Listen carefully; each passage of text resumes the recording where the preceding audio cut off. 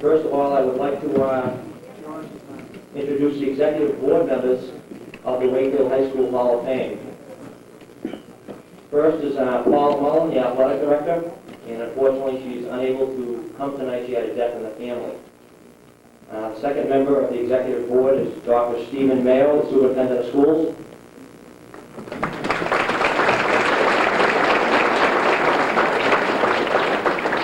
The third member is Ray Osborne, principal, Wakefield High School, sitting in back somewhere.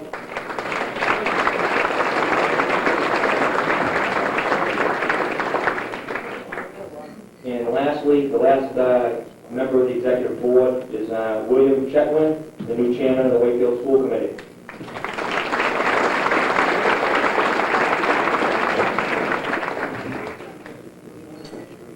Next up, I would like to introduce the Hall of Fame committee, the people that basically put this whole thing together. They volunteered their time. It took a year to put this whole thing together, believe it or not. First member I'd like to introduce would be Frank Spencer.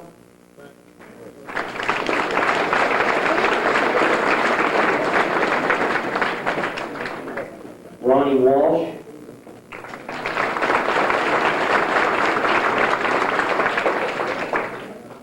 John Halliday.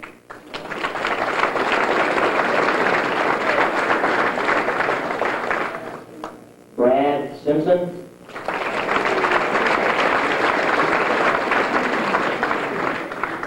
Tony Ganella.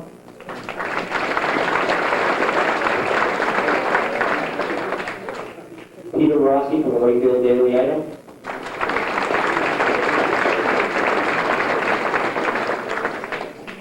Harry Krause.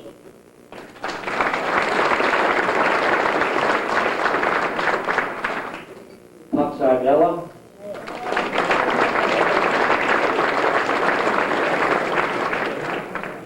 Judy Mason.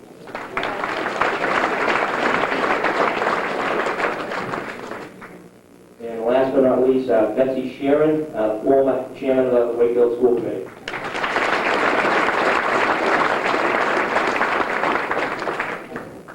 I'd also just like to mention a few other people that are kind of behind the scenes. As usual, when something like this is put together, there's always some people who don't get much attention or acknowledgement, but they deserve a lot of credit. First of all, Parker Florist in Wakefield donated all the nice arrangements, flower arrangements on the tables tonight.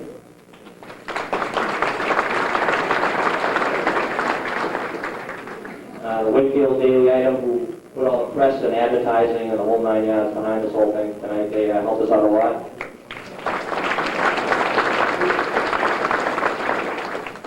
Woods Unlimited in Somerville. They put together all the pyramid awards that are going to be presented to all the recipients tonight, along with the shadow boxes that will be permanently installed in the Charbonneau Fieldhouse.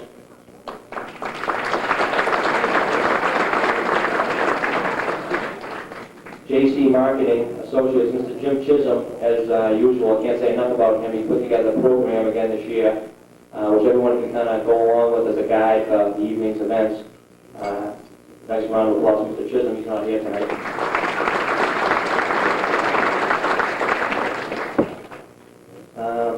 The maintenance crew at the Wakefield High School, hope I'm not getting too carried away here, but Tim Healy and his crew, Tim's the supervisor of the maintenance crew at Wakefield High School, and they did a great job putting up the permanent display down at the Charbonneau Fieldhouse on the second floor. Nice round of applause for them.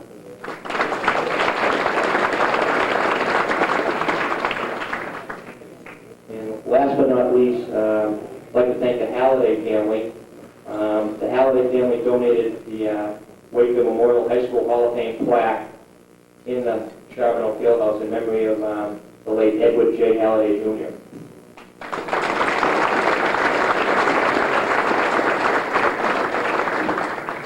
That's it for now. Dinner will be served in a matter of minutes, and I hope you all have a good meal. We'll be back in about an hour.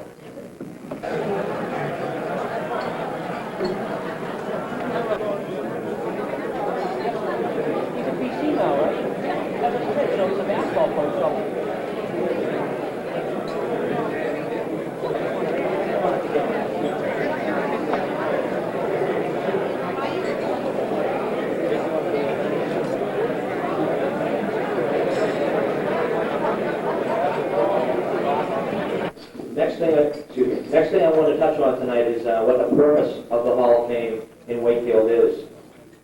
The purpose of this organization is to select and honor outstanding athletes, coaches, and individuals who have contributed significantly to the athletic program at Wakefield High School. People who also have achieved their own personal goals on and off the field. It is our intention that by highlighting their achievements, they will inspire others to set high standards and goals and strive to achieve those goals.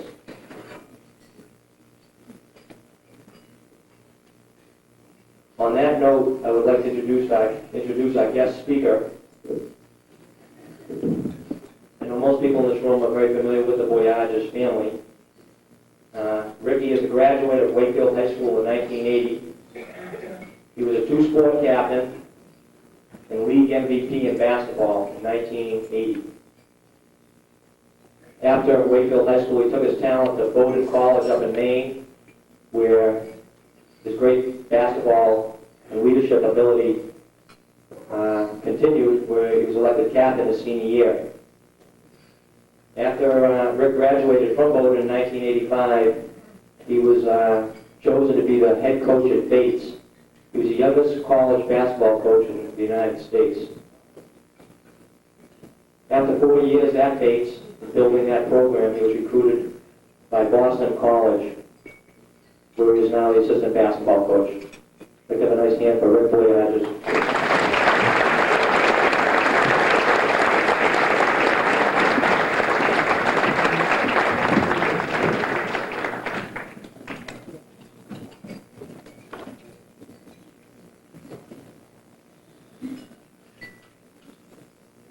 Definitely a pleasure to be here tonight.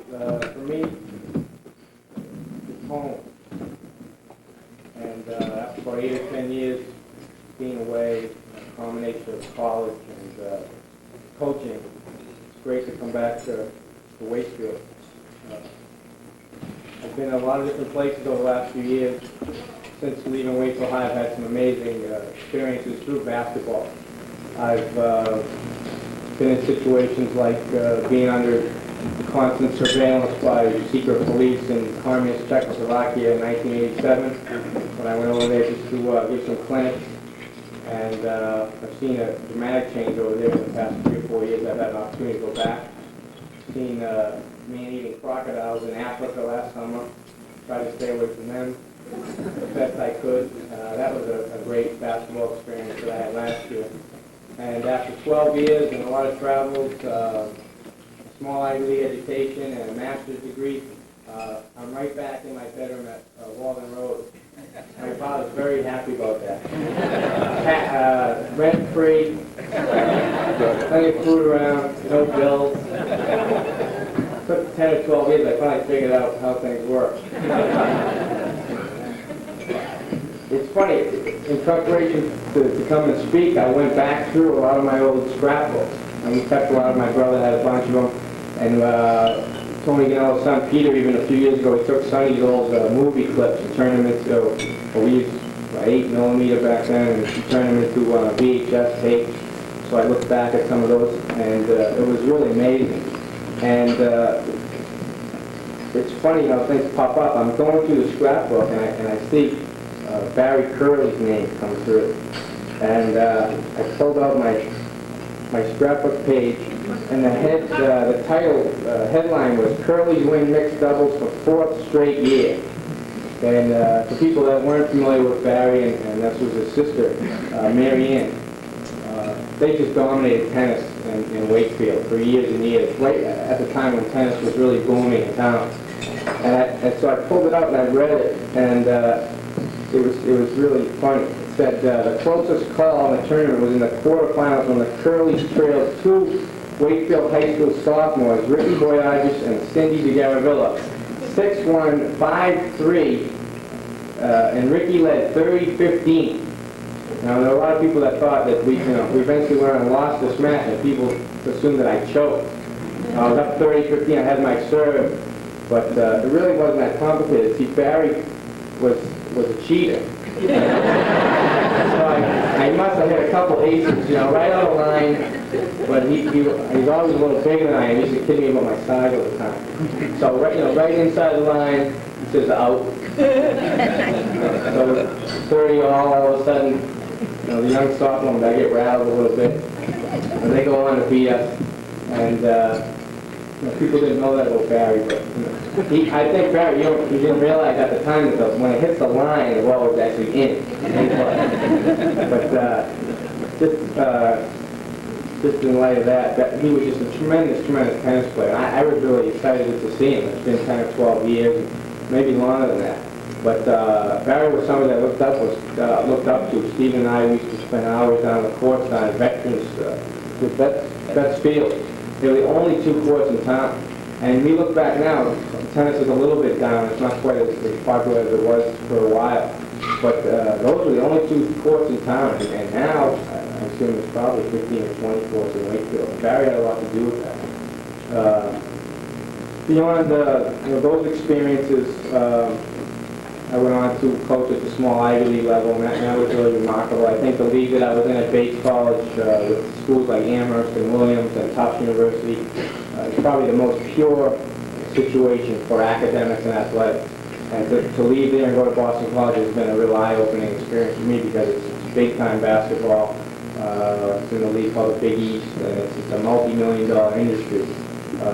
CBS signed the TV contract. They have the rights to the Final Four in basketball for the next 10 years, and the cost of the contract was $1 billion. So I don't think people realize sometimes that why if a game scheduled at 10 o'clock, it's not because the presidents and the professors would prefer that, or even the coaches would prefer that their students are studying and the athletes are studying, but it's really TV that controls everything, especially nowadays in the sports world. But I thought I'd give you a little bit of insight into how things work. With regard to the scheduling, for instance, people complain that we play these cream puffs early in the season. And you have to realize that there's 10 teams in the Big East, so we have 18 league games against Howard, Syracuse, Georgetown, Seton Hall, Villanova. And the whole aim is to try to get into this NCAA tournament at the end of the year. So without being careful, you can schedule yourself easily in and out of this NCAA tournament, which is one of the big money-making situations that you run into. And that's one of the things that gets you the television contracts and the exposure. So people complain, but you have to understand that we pay for this. The going rate for a game against what we call a cupcake is about $20,000. So when you start to make calls around, it's interesting what happens. It's not as if you invite these little teams in and you beat them by 40, 50 points, and then you say, thanks for coming, we hope you had a lot of fun, and we'll see you next year, we hope. So they get you on the other side of the phone call, and they say, we want a flight, we want a hotel, we want our meals, we'd like to go home with some extra pocket money if possible. And a lot of the smaller universities use that as a fundraising mechanism to help if they're not quite in the Big East, if they're in New Hampshire, if they're Vermont, or an Ivy League school, they can use the extra $20,000 or so. So being in charge of that's one of my duties. What I do is I grab this thing called the power rating. Now there's 294 Division I schools, and looking at Marsha over there, she's a product of Iowa, so she's familiar with Division I. So of course I start at 294 and work back. So 294 this year happened to be Prairie View University. They were 0-27. So I thought I'd give them a call down in Texas. So I got the coach on the phone, and I said, would you be interested in coming up to Phoenix, Boston, New England, a lot of history, beautiful scenery and all this. And he says, well, son, he says, right now I got quite a bit of these yellow slips on my desk with plenty of potential opponents. So I know I'm in for it now. He's starting to make his picture. So I said, well, all right, what's it going to cost us? He said, $35,000. Now that's way out of our league. And then he goes on and says, well, that's not even including the $1,500 speaking engagement for me at y'all's summer basketball camp. So all of a sudden, if they schedule 6 or 8 games, they make the program $200,000. He pockets $10 grand for himself, And I'm just trying to figure out how I'm going to introduce this guy, 0-27, from East Duffville, Texas, to our Jewish campus from Chestnut Hill, between the ages of 8, 9, 10 years old. So that's an example of one side of the business. And some of the teams we're playing next year, just to let you know, FDU, LIU. If you can guess what those schools actually are, I'll probably give you a couple free tickets to the game. And of course, a team like Harvard will bring in. So if you're not familiar with big-time athletics, that's one example of the way things work. Recruiting is the other scenario that you run into, and as much as we like to think of ourselves as being important as coaches, recruiting's become the most important thing. And 294 Division I schools are all chasing probably the top 100 prospects nationwide. And it gets to be a circus. And the NCAA over the last few years has really tried to put in more rules and make it ethical as they can. But it's big business, like I said, and it's no different from the scams that go on in the savings and loan industry or on Wall Street. And they try to do the best they can as far as compliance, but it gets out of hand. And usually the first step for us is to go to camps and try to identify prospects. So we send out questionnaires. And you'll say, name and address and telephone number, and you get some amazing responses from these kids. One said there was sex, and the kid pushed down once.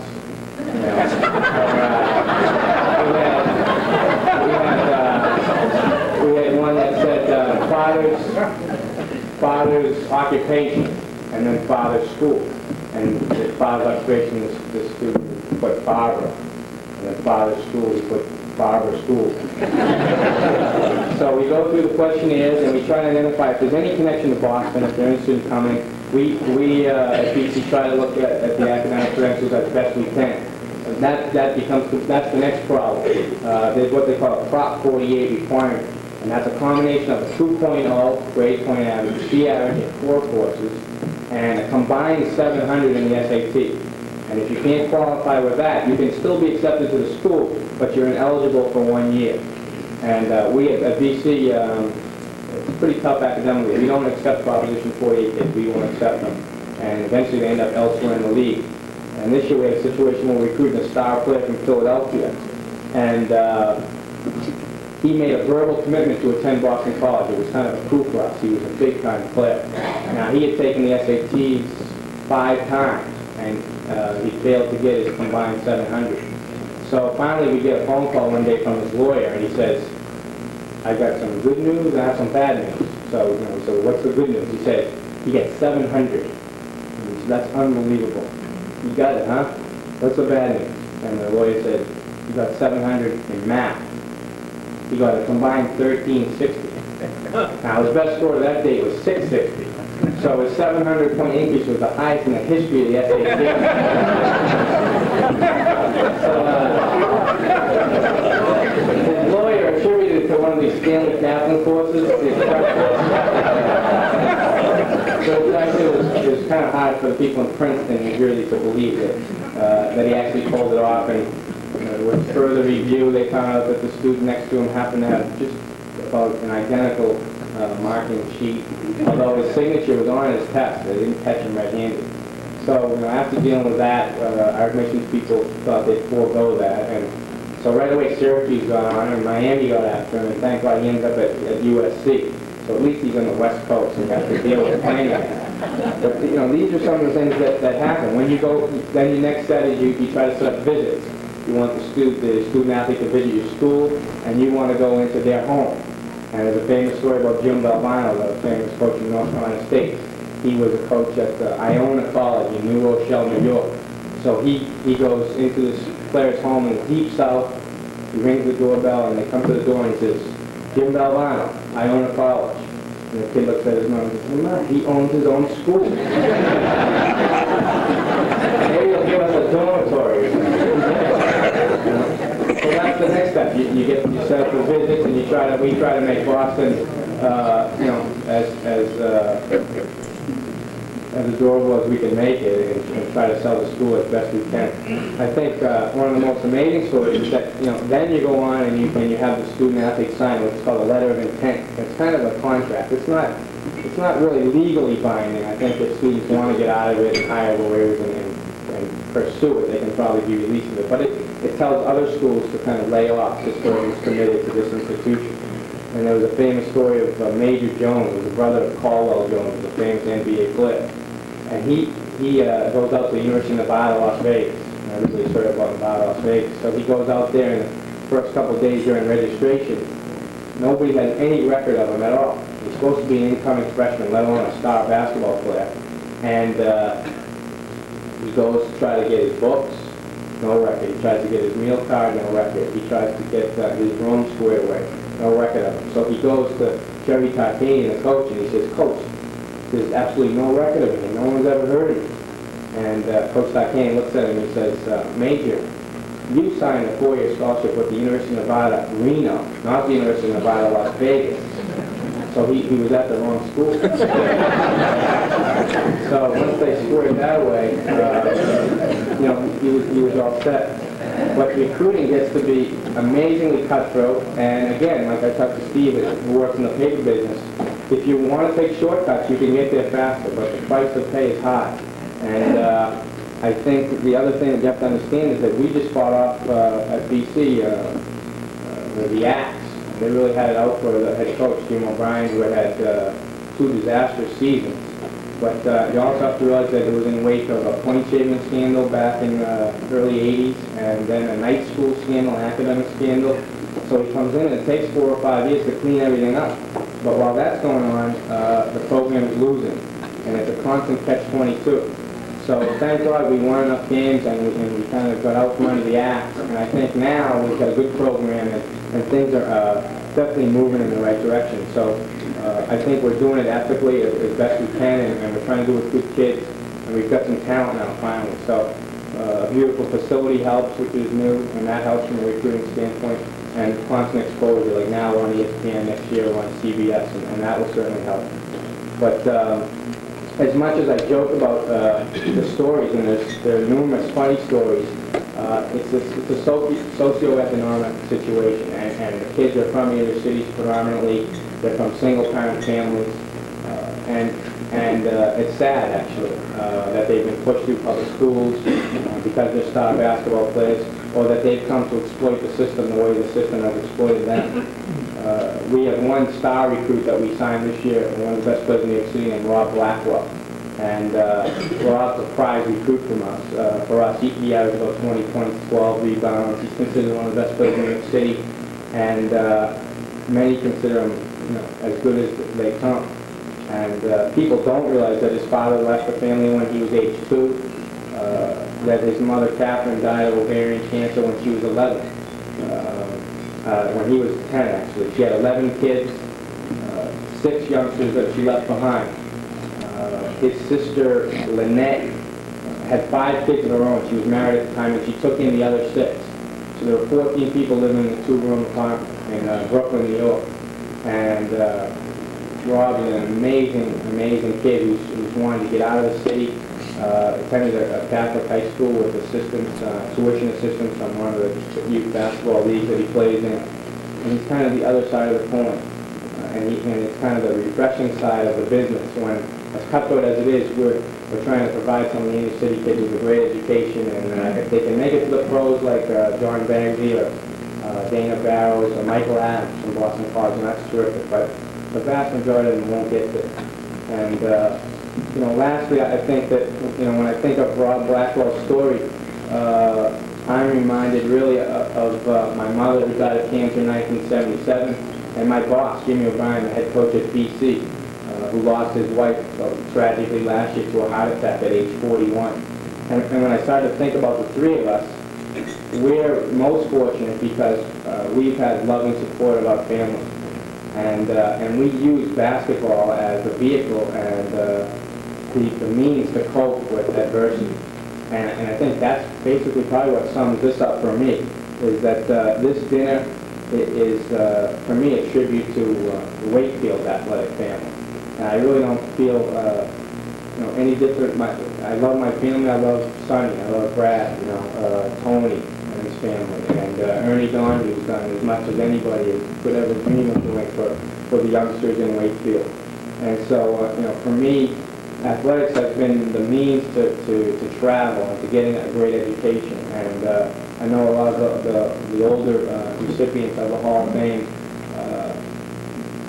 may have trouble understanding why it's such big business now and why we call it amateurism when maybe it really isn't. But the fact of the matter is it's Wakefield, and so we fought through a lot of the cuts, and the programs are still there, and there's still people willing to volunteer their time.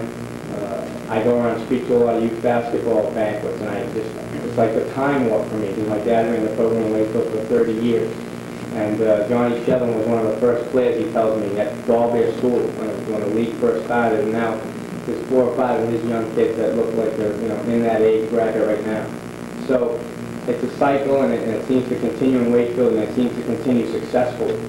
And it's a tribute to the volunteerism and the parents that put in time and try to work out the adverse situations. And I think sports is probably one of the best ways to do that. So thank you for inviting me, and congratulations to all the recipients. Some I know well, some I know as legends, and I'm looking forward to be back in Boston and attending next year. And it's nice to be home. Thank you.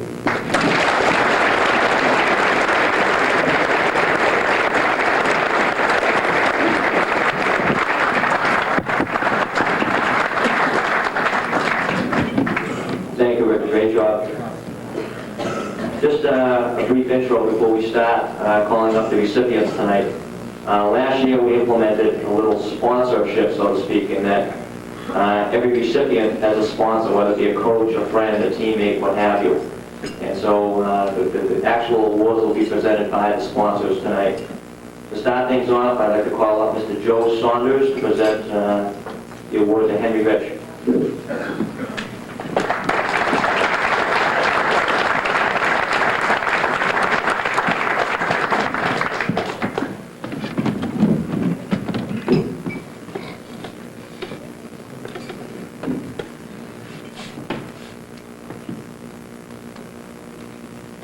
Members of the selection committee, honored inductees, ladies and gentlemen.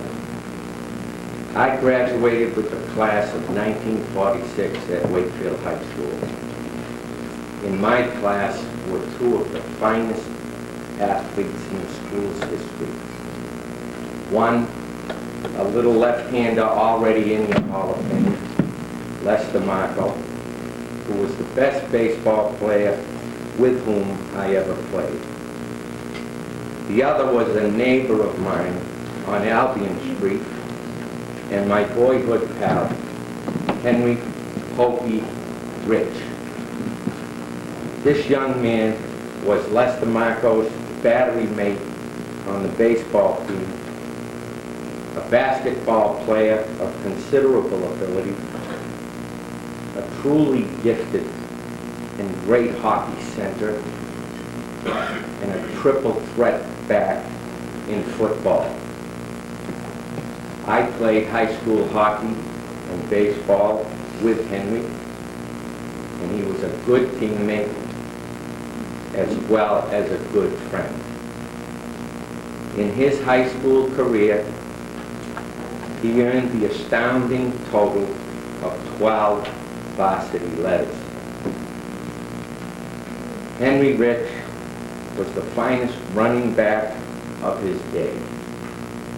He was selected to the All-Scholastic First Team on all 5 Boston papers of that time: the Globe, the Traveler, the American, the Record, and the Boston Post, which proclaimed him the paragon of high school backs. I recall 2 football games of that time with some clarity. As a junior against Watertown High School, Henry ran for more than 300 yards, and he scored 5 touchdowns on runs of more than 40 yards. To this day, that remains the finest individual performance I have ever seen by a Wakefield High School football player. As a senior, against Class A powerhouse Melrose, a team which Wakefield had not defeated for 23 years, and a team against whom Wakefield had not scored a touchdown in 13 years. Pokey, after suffering a severe injury to his knee, threw the touchdown pass and kicked a pressure-filled extra point, which accounted for the 7-6 victory by Wakefield over Melrose. Other than the celebration on VJ Day, there has never been a happier or larger turnout of townspeople than the one that late afternoon after that victory over Melrose. Henry trained at Arizona State College, whereas fullback, he averaged 7.2 yards per carry on offense. And as a free safety on defense, in 1950 he set a school and a national record for pass interceptions with 12. He was drafted by the Philadelphia Eagles and played briefly with them for 2 years. Henry met his wife Dolores at Arizona State. They've been married for 41 years and have 4 children. He is now retired and lives in Fountain Hills, Arizona. Henry Pokey Rich was blessed with a great body and spirit. His father, Joe, his mother, Betty, his sister, Mary, and his brothers, Frankie and Joe, were all good people who were justly filled with pride over his exceptional athletic prowess. Henry Pokey Rich ran with power and he ran with grace. In my view, he was the most graceful running back I ever saw. No athlete who attended Wakefield High School merits the honor of selection to the Hall of Fame more than the great Henry Rich. All of us are gratified that you have recognized the best player of his time. It's now my honor to introduce Henry Rich.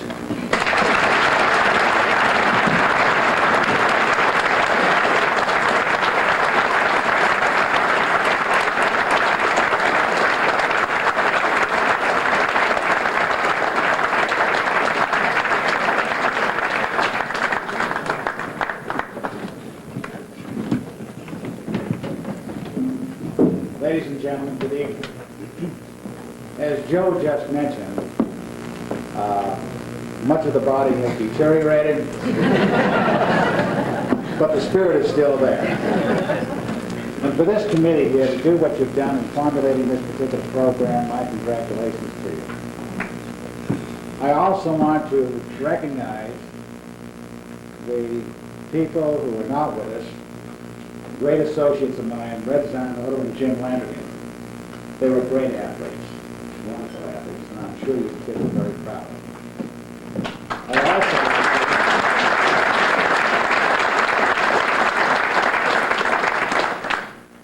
I'd also like to congratulate this young man right over here, Steve Berkholz, for his tremendous communications on this.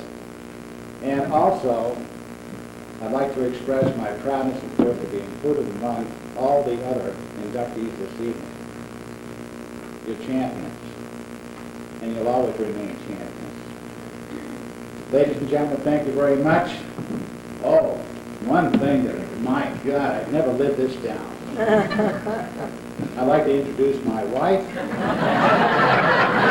Dolores.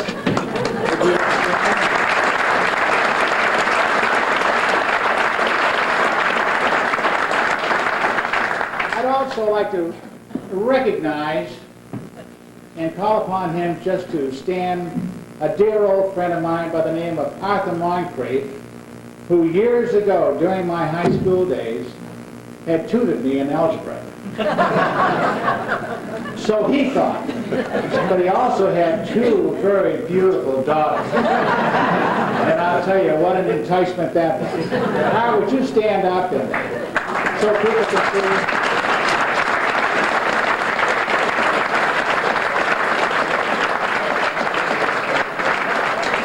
Again, thank you very much. And oh, and another thing too. You see, I came fully prepared for this speech, you know. I do want to thank, in other words, this is the first opportunity that I've ever had to thank the townspeople for all the support that they have given us during my high school days. And I'm sure there are many associates, former teammates here that would agree that townspeople were just terrific. Keep it up.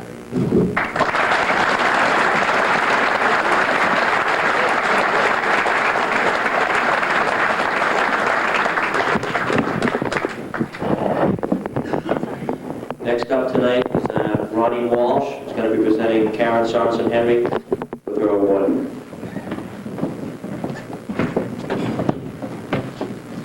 I'm really pitch hitting for Jean Nichols, who is the real sponsor for Karen Sorensen Henry.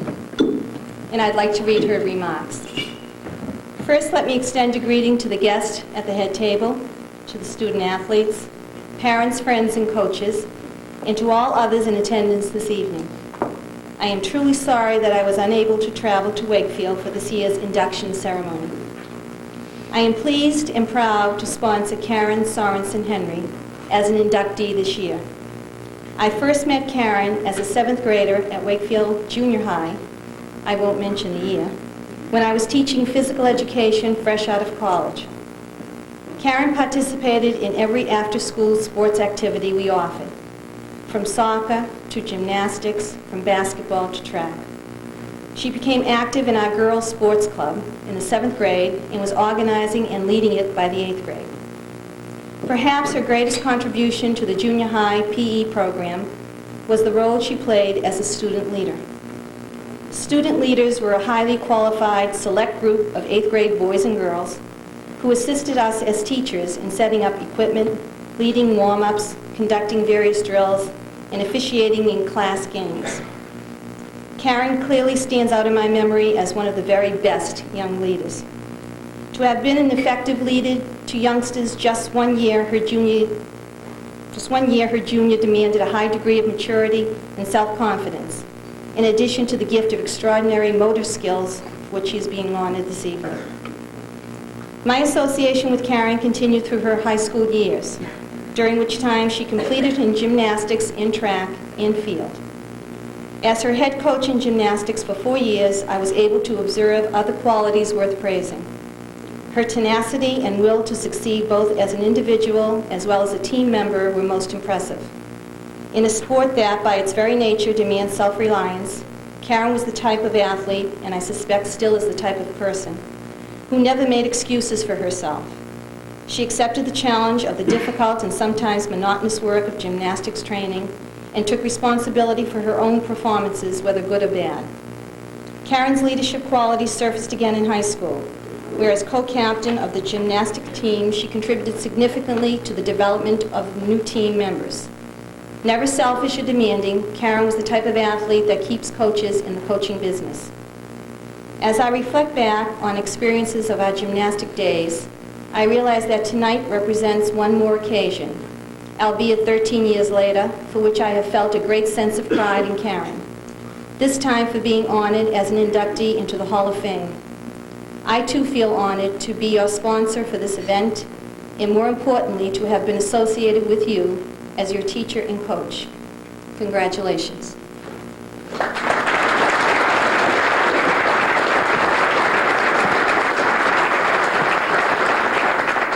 Karen?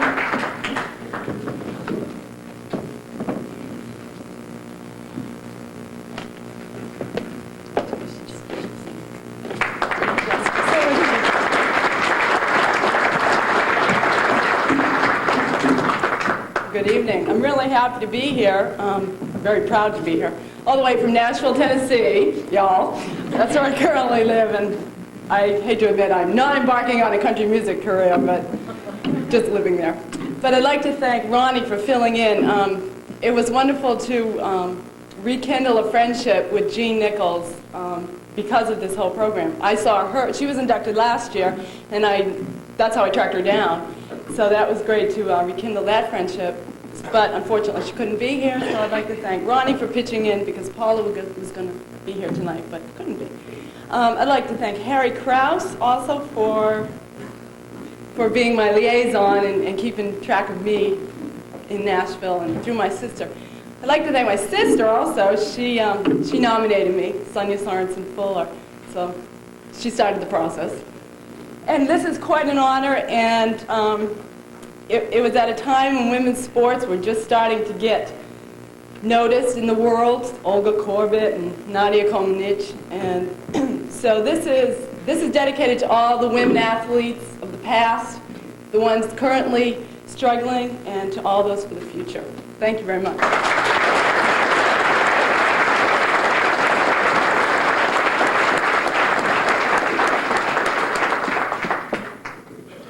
Next up, I'd like to call George Landrigan to present to Jim Landrigan, just to make a speech for his father.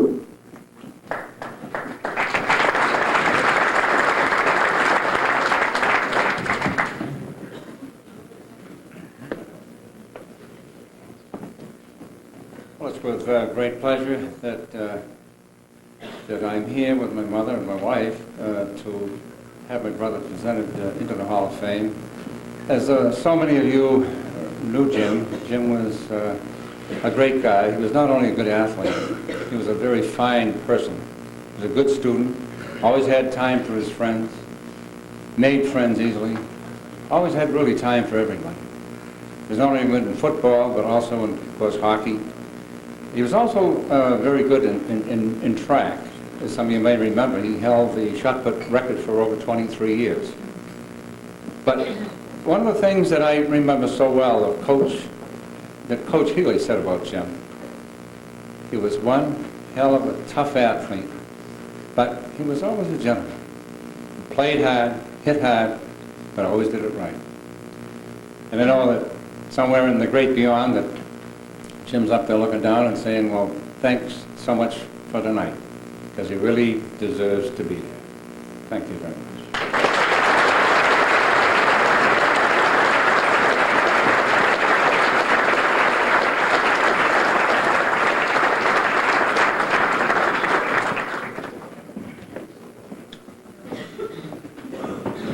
Next, I'd like to call up Dan Blanchard to present the award to Barry Curley.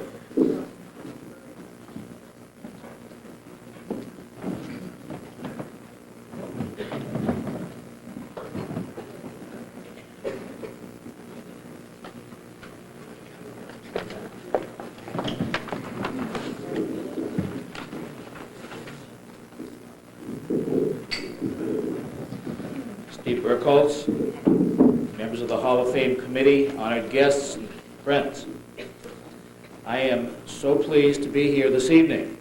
As a matter of fact, I'm not sure whether I'm more excited about this than perhaps Barry is, but a year ago I attended the first induction of the Hall of Fame in this very location, and primarily that was to be in support of my good friend and colleague Sonny Lane. He was inducted, but I kept the program. This is last year's. I kept the program because I hoped that maybe someday or some year I should have the honor of presenting the all-time greatest tennis player to ever play for Wakefield High School. So that's why I'm so excited to be here tonight, because I'm here to do just that. I'm also excited because the sport of tennis is being recognized. Tennis is one of those wonderful sports that you can play for a lifetime, and yet sometimes in the past it was difficult for tennis to get equal billing, let's say, with some of the other more attention-grabbing headline sports. But during the mid to late 1970s, tennis began to attract some outstanding athletes. Peter Johnson was an outstanding athlete in track and cross country during the other seasons, but he played tennis in the spring. Mark Kumpel, a star in soccer and hockey, chose to play tennis in the spring.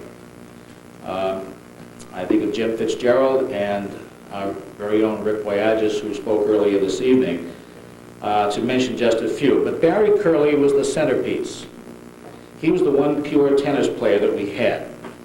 Now, prior to 1975, Wakefield tennis was kind of down and out. In fact, wins were about as rare as Red Sox pennants. Well, maybe not quite that rare, but close. The program was kind of stagnant. And in my first year in 1974, we were blessed with some real super kids who struggled and gave it everything, and somehow we came out with a winning season. But all through that year, there were whispers around town, wait till you see this 8th grader. His name's Barry Curley, just wait till you get him next year. And I recall one day we were practicing down at Betts Field, because that was before the high school courts were ready to open. And we were practicing one afternoon, and someone said, "There he is." I said, "There who is?" He said, "That's him. That's Barry," pointing to the skinny little 5-footer who was standing outside the fence watching us. I said, "That's Barry Curley? That's Barry Curley I've been hearing about?" Well, you're going to find it hard to believe when you see him tonight, because he's a pretty strapping young man. But in the 8th grade, Barry Curley was a peanut. So I wasn't quite ready to proclaim us world beaters just yet. But over that summer, Barry began to handle some of the veterans in town tournaments, and it was clear that he was someone special. So in the spring of 1975, 24 players reported to the first practice. Now, you know, in tennis, there's no doubt who's number one, because you have to prove it on the court. So after an appropriate deference to some of the veterans on the squad, it was time to set up some challenge matches. And by opening day, Barry Curley was indeed established as number one. And for 4 years, he never played a position other than first singles, which is the spot reserved for the best player on the team. Now, that's almost unheard of. In fact, I can't think of anyone at Wakefield or other schools in the area that have played, a single person has played first singles for all of his matches for 4 years. It's very unusual. Barry's 4-year record reads 48-14-1, plus, as you see on your program, a 3-1 record in team tournament play, so he had over 50 wins altogether. He was our MVP 3 times, selected by the coaches of the Middlesex League to be League All-Star 3 times, and of course he was captain during his senior year, the captain of the most successful team in Wakefield tennis history. Barry's senior year was 1978. A year noted for 2 things: a blizzard, and Wakefield High assuming a prominent place on the high school tennis map of eastern Massachusetts.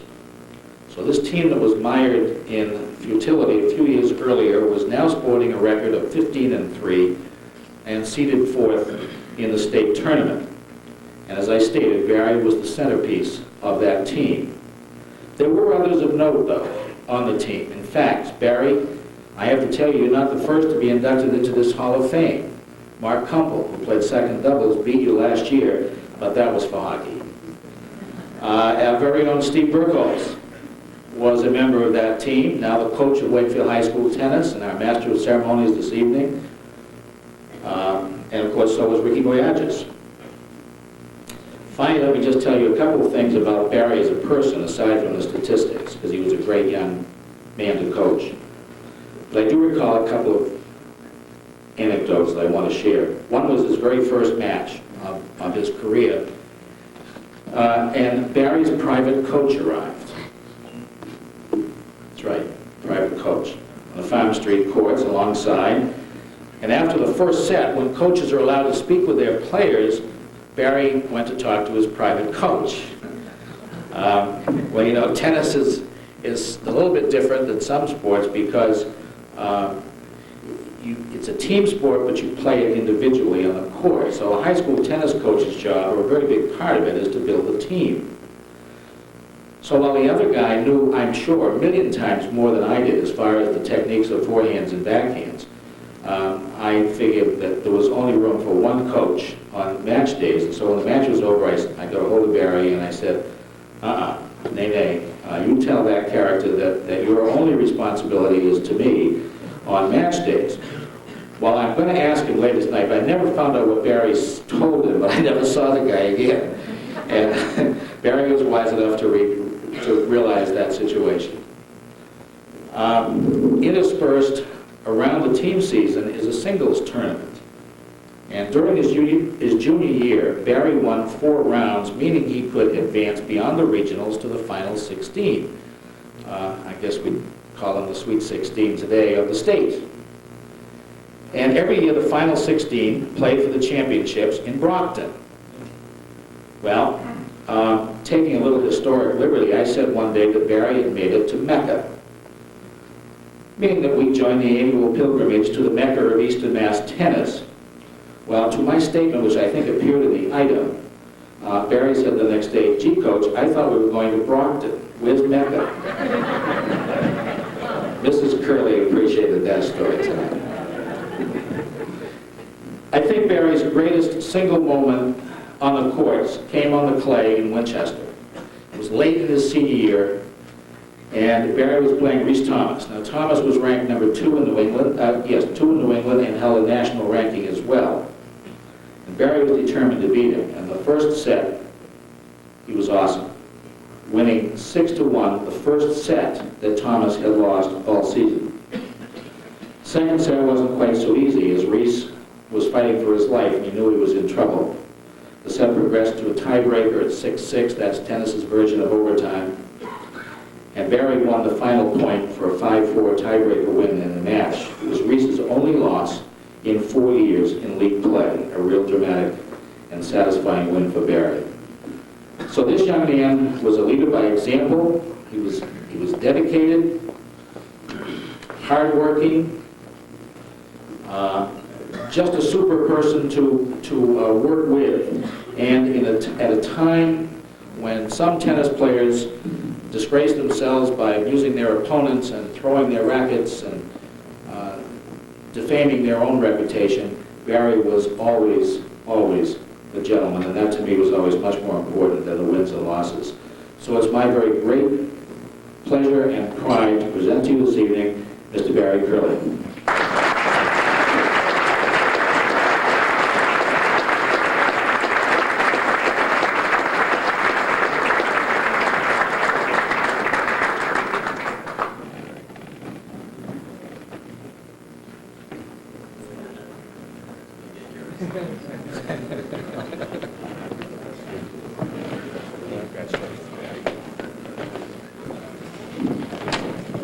Thank you, Dan. That was a hell of a speech. I don't remember half of that stuff. It's nice to be reminded of it once in a while. I currently live in Ponte Vedra, Florida, and just up here for this event. This is really, this is awesome for me. It's nice to be remembered. Wakefield was a place that I never, ever got anywhere near the recognition that I did anywhere else other than Wakefield. We had writers like Bud Cohane who would, he would write bigger articles than anything else in the paper, and he'd describe every single point I ever played, and I got to the point where I even got bored reading my own stuff. Let's get back to Ricky here for a minute. Ricky, that was certainly a nice thing you said about me. And I remember a different incident, which I'd like to set the record straight.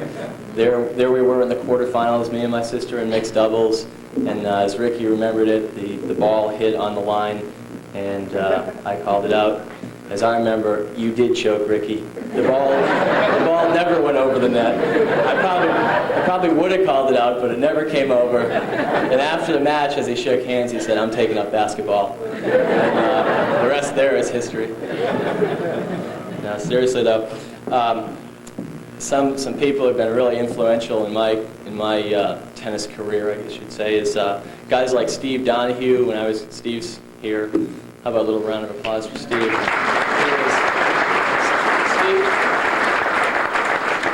Steve was the kind of guy who, when I was a kid, a little snot-nosed kid with a foul mouth or whatever, Steve would go out of his way to help me out and give me any kind of tennis knowledge that he knew, and would hang around me, a little 12-year-old kid, when it wasn't exactly the cool thing to do, and would help me along in my tennis endeavors. And I guess he's still kind of playing that same role, only in a different place at Kent State now. And he's the kind of guy that made Wakefield the kind of place that it was for a tennis player to grow up. I appreciate that. A guys like Dan Blanchard, who always, I mean, you talk about a coach that bent over backwards, totally went out of his way. I mean, those are the kind of things that not only helped me to become a tennis player at a high school level, but kept me going through college, and now I make my living as a tennis pro in Jacksonville, Florida. So I'd just like to thank the town and everybody involved. I mean, it was a great community support for me as a kid growing up, and it's nice to come back and see, I've moved away and haven't seen half these people here in 15 years, or maybe it's even longer than that. It's nice to come back and see where it all started. Thank you.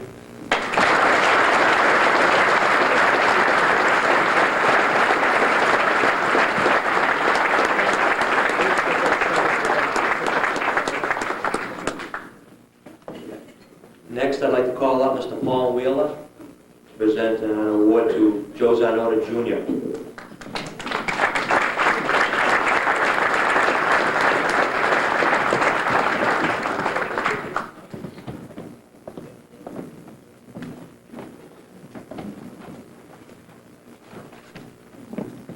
Members of the Select Committee, honored inductees, ladies and gentlemen, it was a very pleasant and nostalgic trip going back 40, 50, and 60 years ago to get this information about my friend Red Zanota. And reflecting back 40, 50, and 60 years ago, it was relatively easy. And I saw a bumper sticker that sort of made me smile just recently. It said, things get better as they get older, I must be approaching magnificence. So as we get older, that's a pleasant thought. First of all, let me thank Billy Cullen and Foster Cummings for their help in getting this information. They played with Red in the 1941-42 hockey team. They were Red's line mates. I want to thank Ed Zip Zagaya, Red's cousin. He gave me a great deal of information, gave me a little quiz I'm going to give to you in just a moment also. Also from the Wakefield item, they were great help and gave me a great deal of information, a lot of aid, and there was Bobby Dahlberg, Larry O'Brien, John Tredenick, and Peter Rossi. And thank you very much.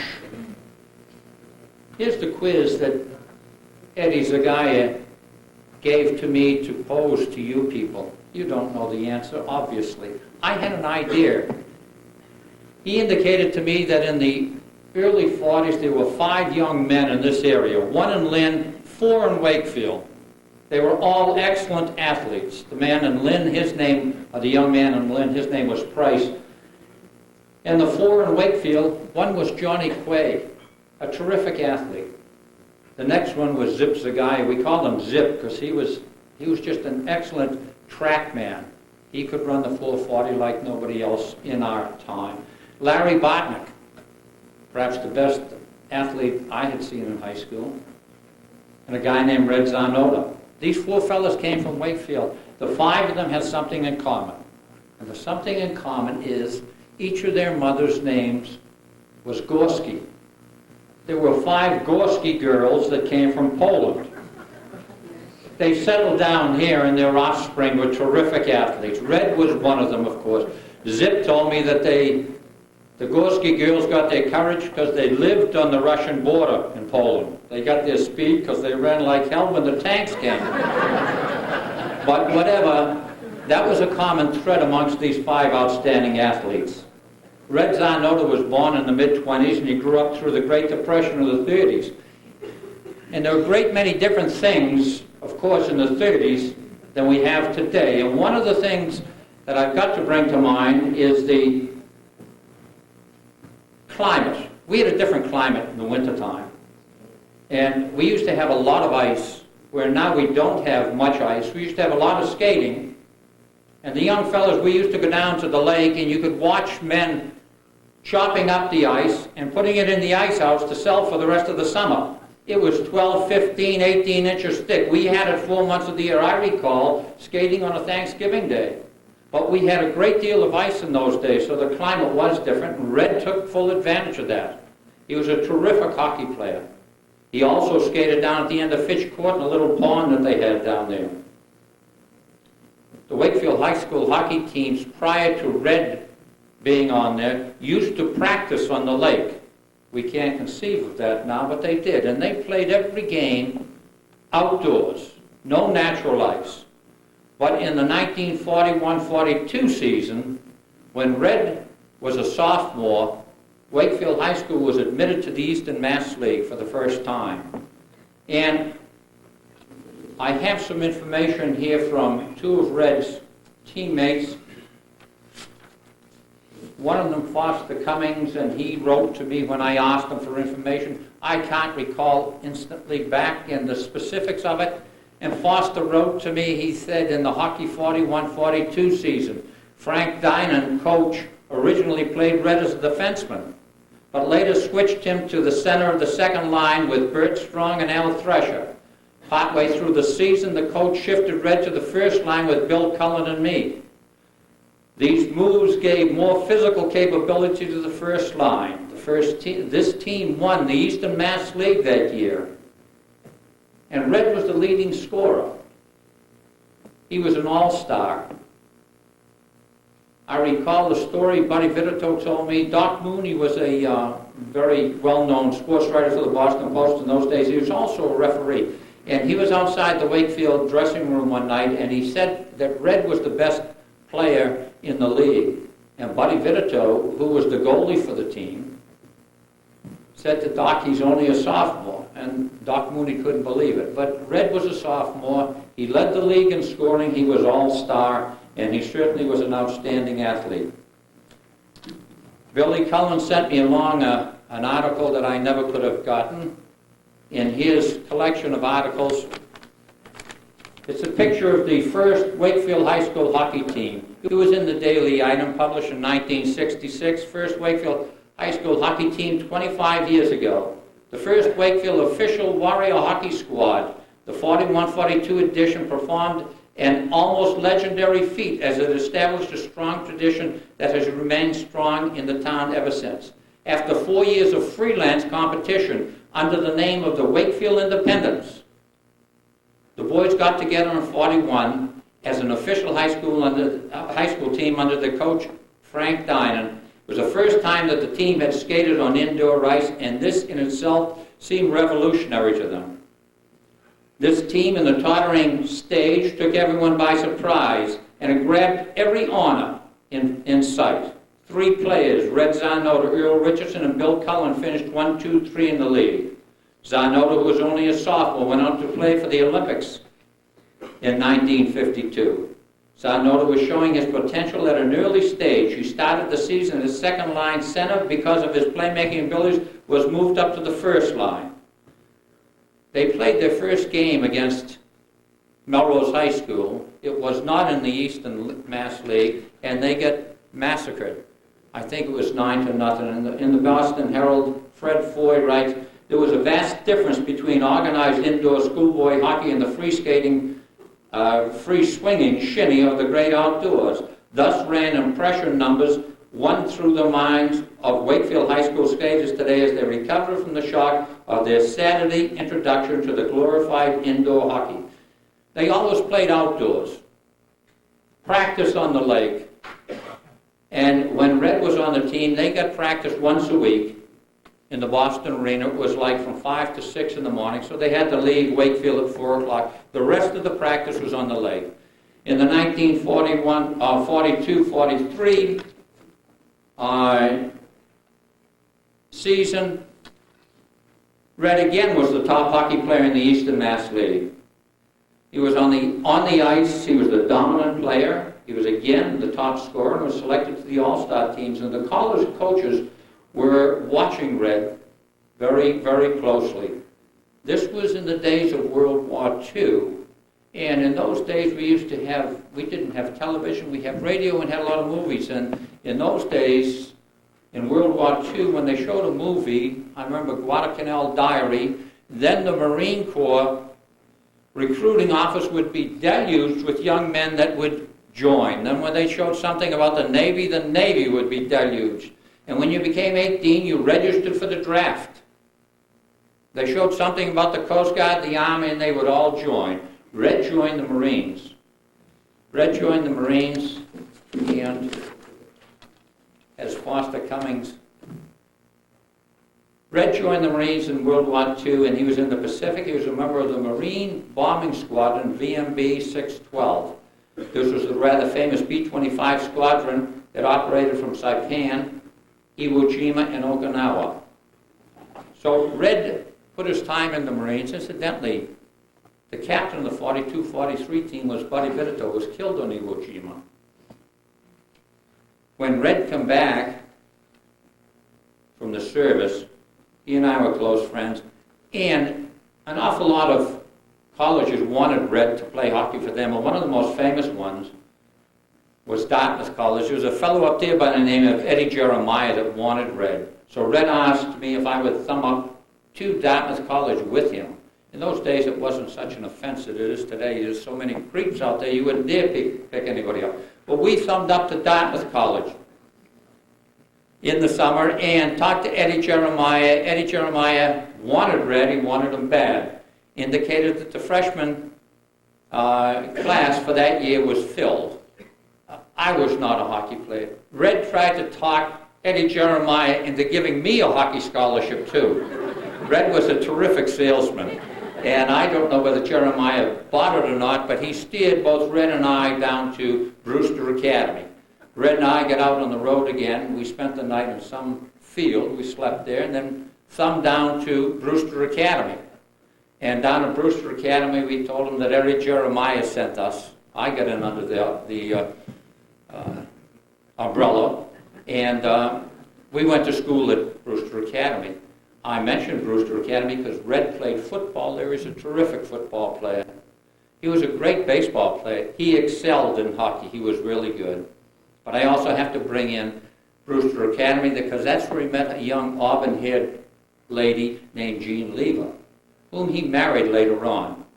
Red was very successful in his athletic endeavors up at Brewster Academy and had a great number of colleges after him. Red went to BU. And boy, did he make a reputation at BU. He was he played football, then he played hockey. And when he played hockey, he knocked everybody on their keister. I had so many clippings from so many papers that I just have diluted it down to here. And this is Red's last year, and it talks about Red in his senior year when he turned over a new leaf. And it said, as a sophomore, Zanoda was perhaps the most controversial figure to ever play on arena ice. To the BU partisans, he was a hero because he handled out terrific body checks and made scintillating rink-length rushes. To opposing fans, he was a league's bad man and a guy to get. He is blessed with natural ability as well as great speed. He is a real student of the game and has the promise of being one of the best in Eastern collegiate hockey. Shortly thereafter, an article came out in the Boston Herald Traveler by Tom Monahan, and he said, Jack Garrity may be the greatest player in American college hockey, but here's a not so timid vote for Joe Red Zanoda of 7 Fitch Court in Wakefield as Boston University's most valuable player this year. As a sophomore alternate on defense 2 years ago, Zanoda totaled 78 minutes and penalties in 20 games. Last year, it got so bad that Coach Herrick cleverly benched the exuberant redhead for self-protection. Officials were laying for him, and their opposing players went out of their way taking shots of Zanoda. But in his senior year, he turned it around, and he became Mr. Nice Guy and became just an outstanding player.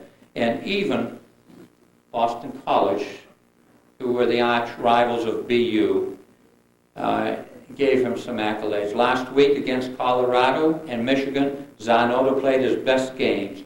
Coach Snooks Kelly of Boston College credits Zanoda as the big reason BU beat Colorado 7-4. A couple of more small articles on Red in the Boston Post. Joseph Red Zanoda of 7 Fitch Court not only made the first team of the New England Collegiate All-Stars for 1951, but he was named the season's best defenseman and the year's most improved hockey player. As all hockey fans know, he played at Boston University. one or two more articles and it will be done. But it just, when they put this Zanota trophy up, the Council of Clubs, each year they would give the outstanding hockey player a trophy. And in one article here it states, this coveted trophy named in honor of the late Joseph Zanota, a brilliant hockey player who had an outstanding career at Wakefield High School, Brewster Academy, and Boston University, was a member of the 52 Olympic team, is held in high esteem. Red Zanota has been described as a legend in his own time by many hockey fans throughout New England. His untimely death in 1968 stunned this community. And although hockey was his ultimate game, Zanota was also an outstanding fullback at Wakefield High School. At Brewster Academy, he teamed up with 3 other Wakefielders to play under the lights at Manning Bowl. It goes on to name Lonnie Collins, who's sitting down in the back down here. On the ice, Zanota was noted for his fierce, rough, and tumble tactics while touring Europe in the 1952 Olympic team. He became known as the Little Giants after many trips to the penalty box. Red was picked in the Olympics in 1952. We knew very little about the Olympics. I don't know that we've ever had anybody prior to Red being on the Olympics. We didn't have television in those days, as we do today. And it was certainly an outstanding thing to have Red picked on the Olympics. When they picked him on the Olympics, one of the last games they played was against the Boston Bruins. And Red's appearance on defense was a surprise, as he'd been slated to take a wing's position on the Boston Olympic team. That was a semi-pro team. But hockey fans were delighted with this fearless exchange of bumps with Red Sullivan of the Bruins, and noted that the only penalty of the contest was leveled against Sullivan for tripping Zanota. Red knocked Sullivan on his keister 3 or 4 times that night. But last article or so about Red, Zanota gets hot, offers to fight entire crowd at a hockey game. Incidentally, I think it was Life magazine, I'm not positive, we were all watching Red's progress. When Red played on the Olympic team, the teams in Europe played strictly a skating game. There was no body contact. Here, of course, you played a different game. So when Red played and he was checking them, they were so upset as to the whole crowd getting to him. When Red Zanota Fitchcourt went to Europe as a member of the U.S. hockey team, he did not leave his fighting spirit behind him. That same aggressiveness which made him the darling of college hockey fans in this vicinity for several years and made him a tremendous frequent visitor to the penalty box came out last week in Oslo, Norway, when the fighting redhead offered to take on the entire crowd of spectators.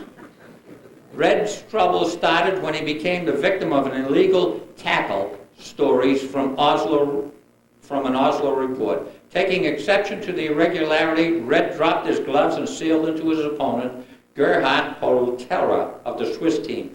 After the two were separated, they were banned to the penalty box, where Zanota immediately became the target for snowballs, orange peels, and other missiles from the spectators.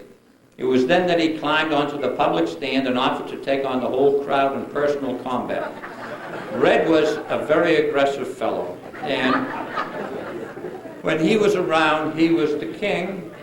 He was a wonderful friend. It's hard to believe this, but when you got to know him, he was a good friend.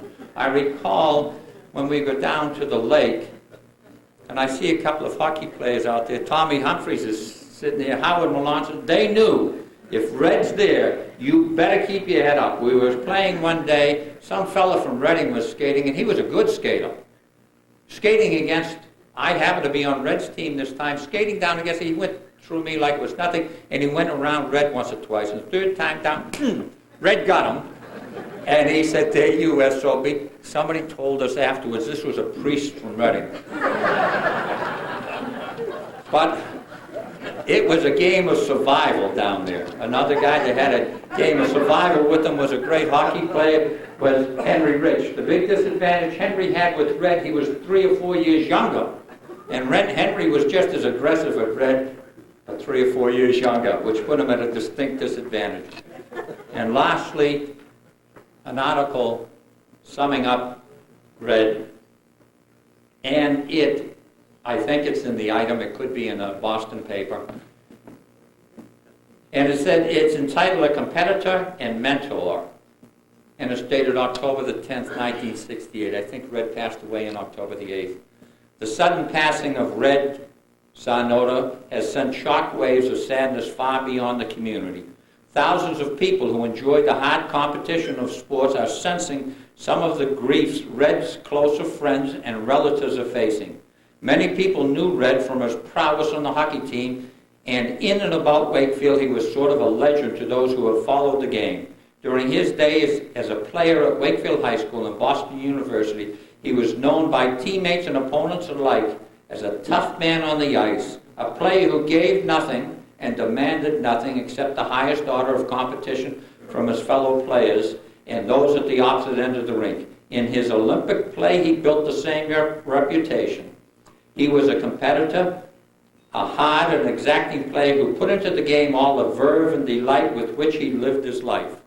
Yet his conduct as an athlete belied his nature as an individual. To the very day before his passing, he worked with young people, finding time to give to development of boys and youth hockey program. He was there with the lads he coached, all of whom idolized him. Early Sunday morning, trying to instill into the youth the sort of sportsmanship he gave his play throughout all his performing years. He was quiet and gentle and easygoing when not ragging an opponent in a game, and he was devoted to his family. His passing at far too early an age has left many a boy without a friend to whom the boy looked with admiration and affection. His finest contribution was not as a fiery player, but as a guide and a mentor for the town's young. The tragedy the town feels at his passing is that he could not have lived longer to give to more what he gave to so many. And in closing, I would like to recognize Red's family, his wife Jean, his sons John, Joseph, and Paul sitting over here, and I would like to recognize them, please.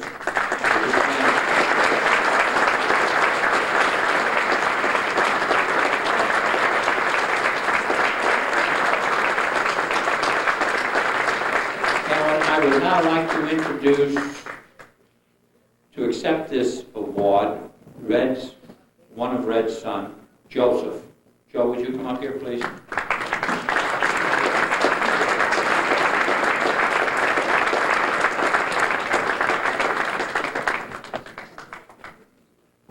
I'd like to thank Paul for the wonderful speech, and on behalf of my family and friends, I'm very honored to accept this award in memory of my father.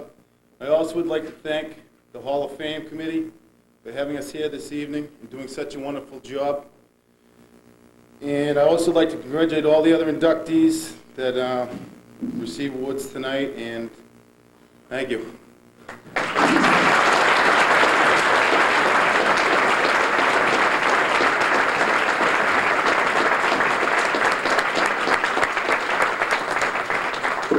I hope everyone is having as much fun as I am listening to all these great athletes.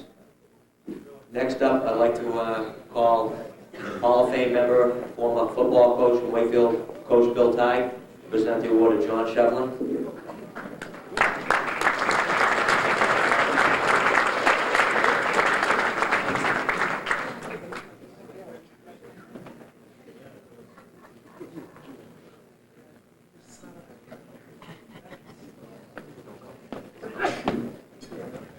Members of the head table, honored guests, and Hall of Famers. For me, it's a great privilege, an honor, and a pleasure to speak on behalf of John.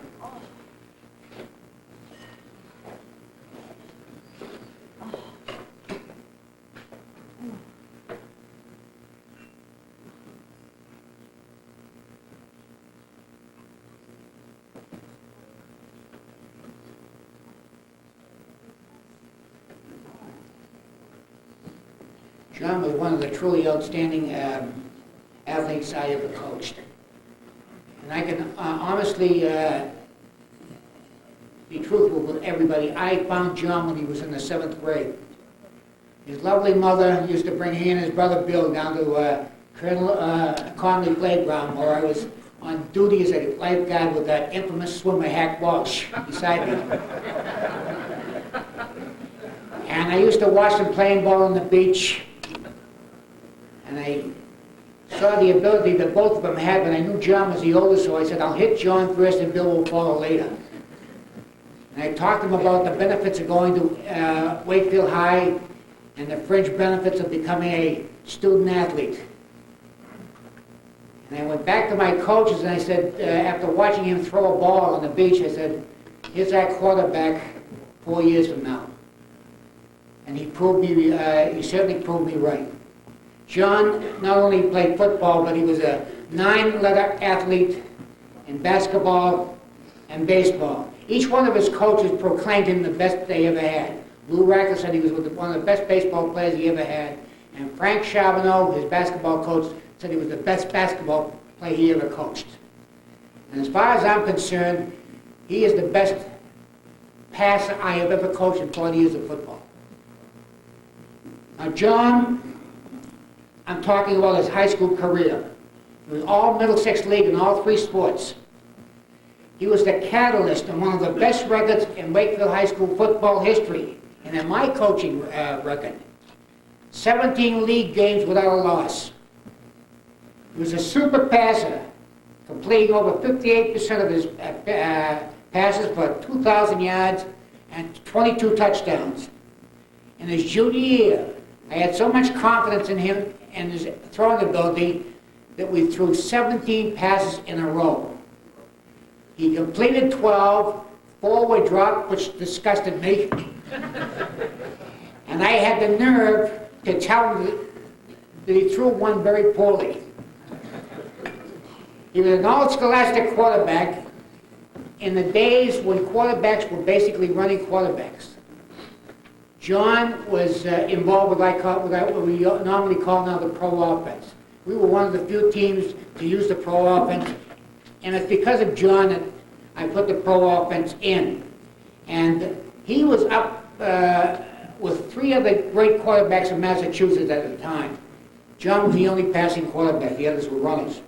But John was named the all-scholastic quarterback and was considered the very best in Massachusetts. He also was an excellent defensive player who played with great intensity and courage. He was a kid you could gear up. All you had to do was kind of whisper in his ear, "Hey, John, I don't think you're making a hit that I'd like to have you make." And he responded, his eyes would bulge and his muscles would flex and he'd be ready to go. I know I shall never forget the contribution that he made to my coaching career. All things being equal, John Shevlin will go down in Wakefield High sports history and in my history as one of the most accurate passes of all time. He had a magnificent arm and the poise to go with the arm. He possessed the brain, flexibility, and talent to meet every kind of situation. I salute John as one of the very best, and I enthusiastically endorse him for entrance to the Wakefield High School Hall of Fame. May I introduce you to a great athlete, John Shepard.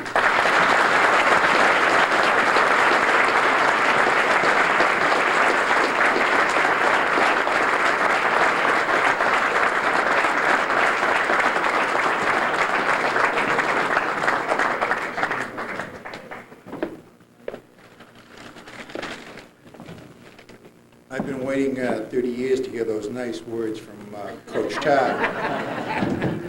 All the compliments give you the wrong impression about what kind of a coach he really was. He wasn't a nice guy, he wasn't understanding.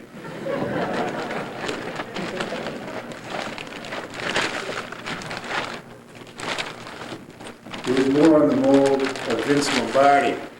I have a picture here, Coach Ty yelling at me, 1961, 1962. I looked at this picture, thought, tried to decide what game it was. I couldn't decide. It happened in every game.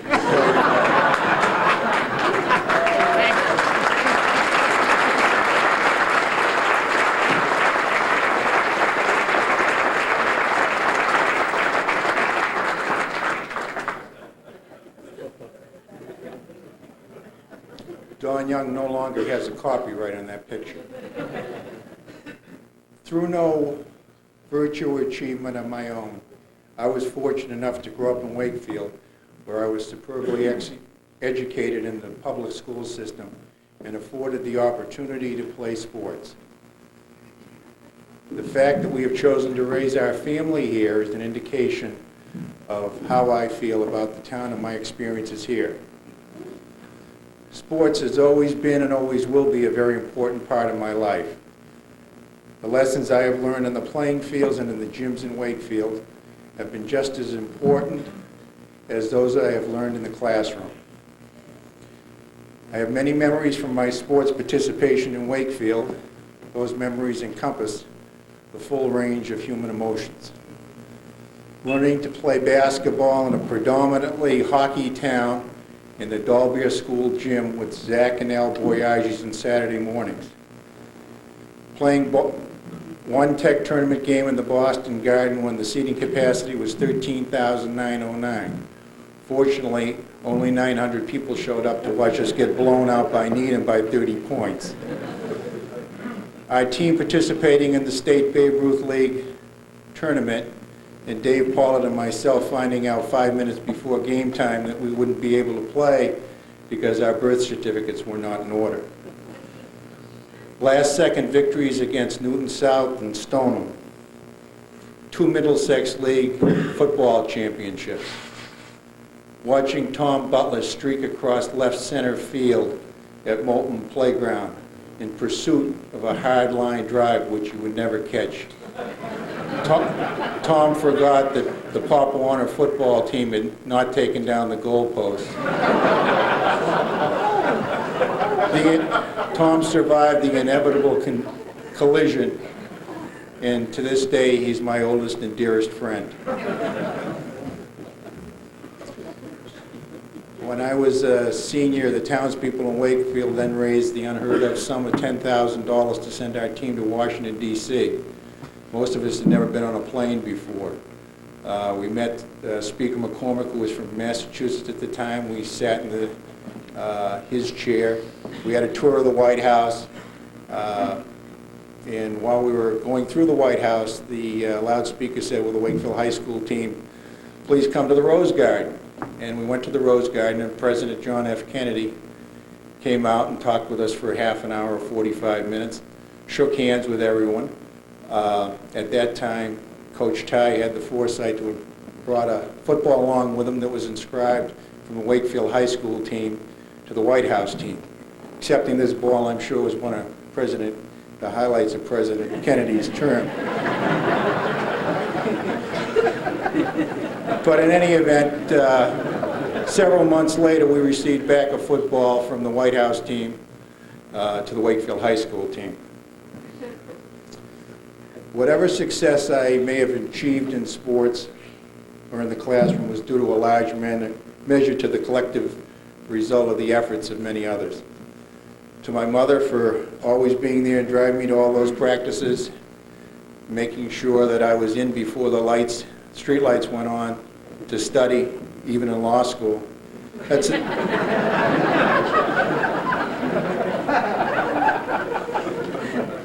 That's a tough test. You never know it's too late until it's too late. To my brother Bill, the best younger brother anyone could ever have.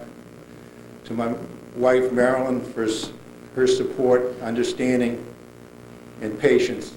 No, not patience. To my son Matthew and daughter Jennifer, all the continuing pleasure and pride I take in watching them compete and watching them develop. One finally tries to abide by the rules, the other makes her own. To my 3 coaches, Ty, Rack, and Charbonneau, fine gentlemen and coaches, and more than anything else, fine teachers, each of whom in their own way helped to instill in me qualities and values that I try to instill in Matthew and Jennifer. It's with sincere pride and gratitude that I accept this award, and in so doing, dedicate the same to the memory of my father and the company of my son and daughter. Thank you.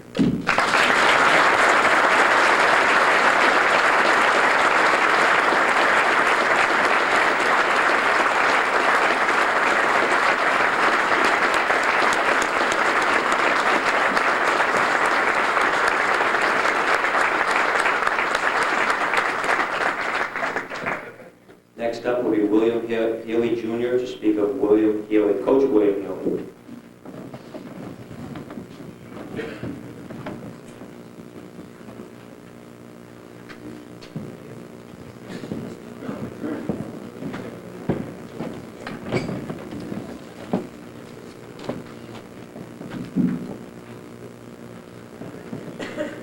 Hall of Fame committee members, head table guests, honored recipients, ladies and gentlemen.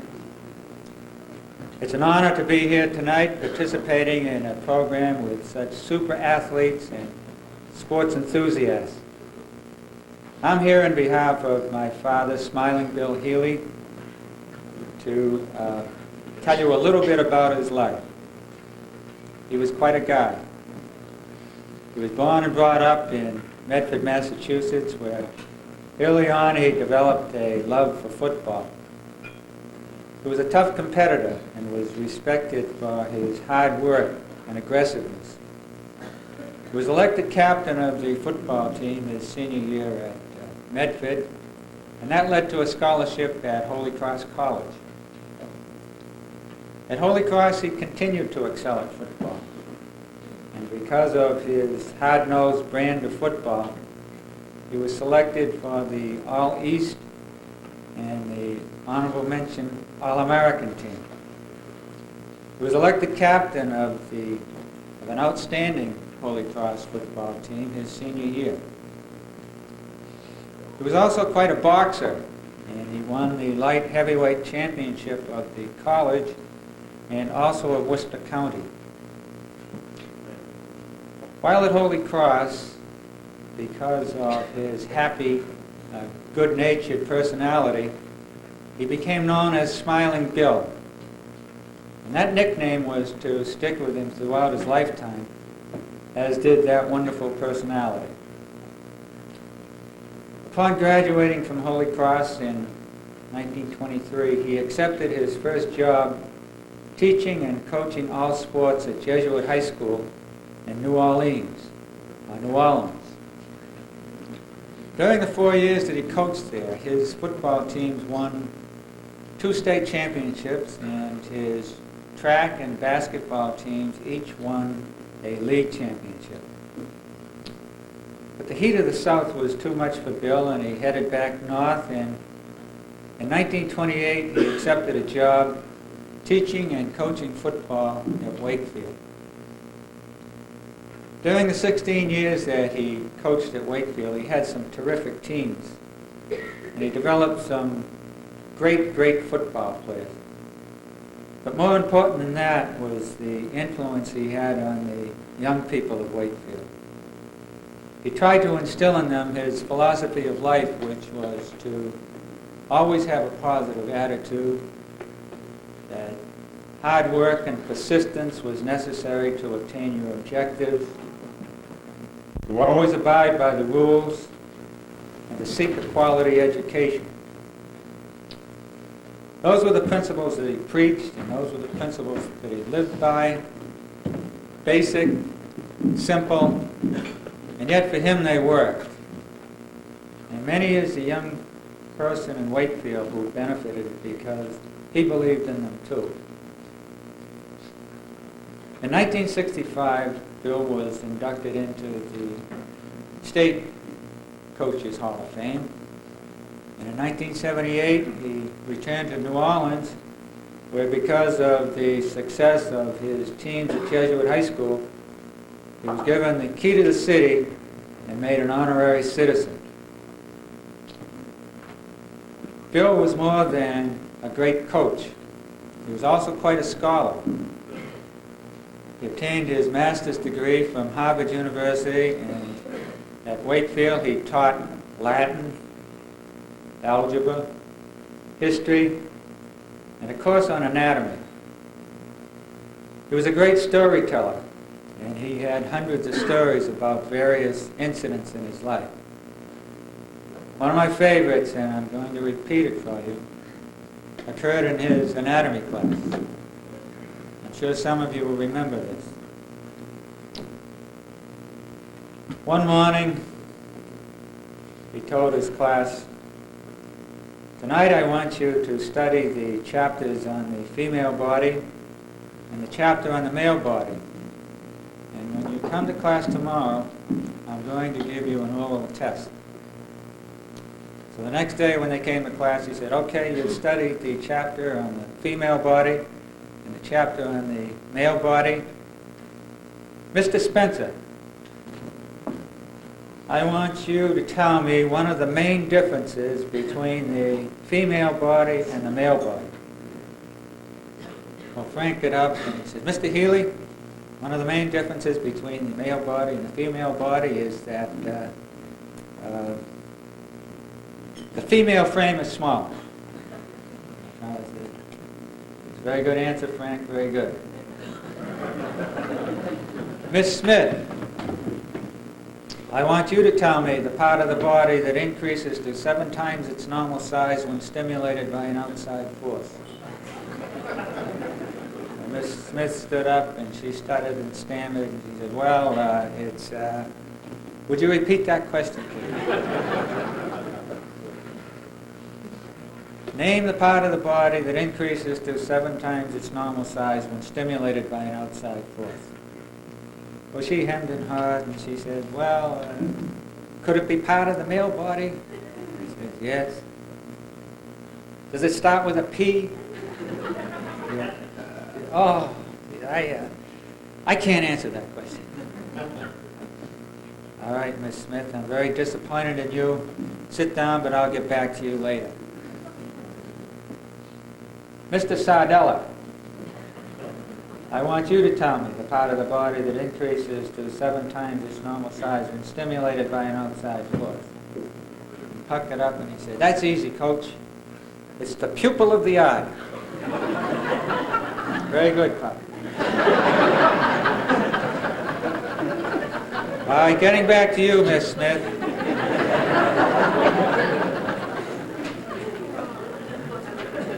Stand up, Miss Smith. I have 3 things to say to you. First of all, it's obvious that you didn't do your homework. Second, you have a filthy mind. And third, you're doomed to a lifetime of bitter disappointment.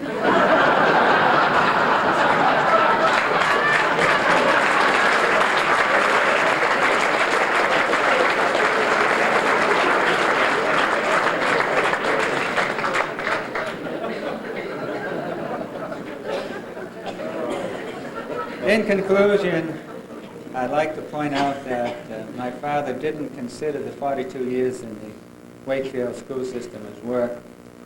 For him, it was pure pleasure. He loved being involved with young people. He loved teaching and coaching. And he loved the people of Wakefield. Certainly, he would have loved being here tonight. Thank you so much for inviting me.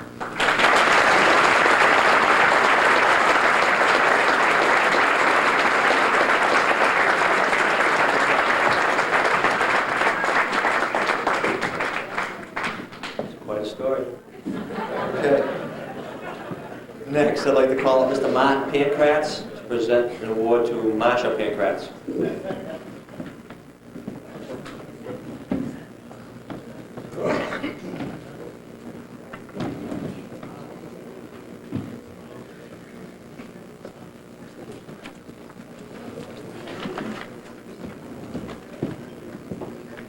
Steve, members of the head table, honored guests.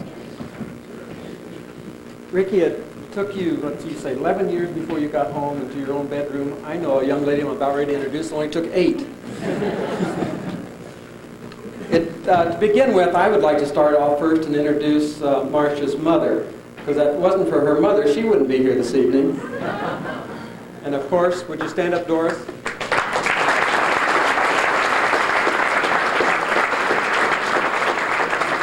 And of course, if Marsha wasn't here this evening, I wouldn't be having to give this introduction this evening. It gives me a great deal of pleasure to be here. Our oldest children, of course, I call them children, they're older than Marsha, came here as preschoolers. And of course, Marsha was born here in Wakefield, so I feel that Marsha can truly call Wakefield her hometown. Marsha first demonstrated her athletic prowess at the early age of about 4 months. We had her in an infanticide on the kitchen table, and she crawled out of the infanticide off onto the table, off onto the floor, and had a slight concussion. Of course, Marcia still claims this was child abuse. She grew up on Stedman Street, and of course, at one time, I think the Moonies are probably aware of this. They probably can count this better than I can. But on a 2 square block area, there were 47 school-aged children there, all of them playing in the street, and the cars had to detour, of course, around Stedman Street, up around the park gates, because they couldn't interfere with the ball games that were going on in the street. And of course, Marcia was the main part of one of those ball games. She either had to be quarterback or a tight end in playing football. But her earliest organized team sport was girls ice hockey.